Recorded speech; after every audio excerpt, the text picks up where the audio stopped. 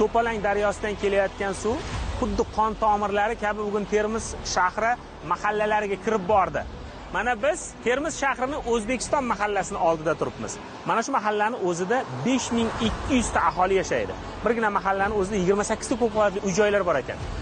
Bilasizmi? Mana shu uy-joylarning ko'piga, ya'ni 4-qavatiga suv chiqmagan. Termizliklar buni yaxshi bilishadi.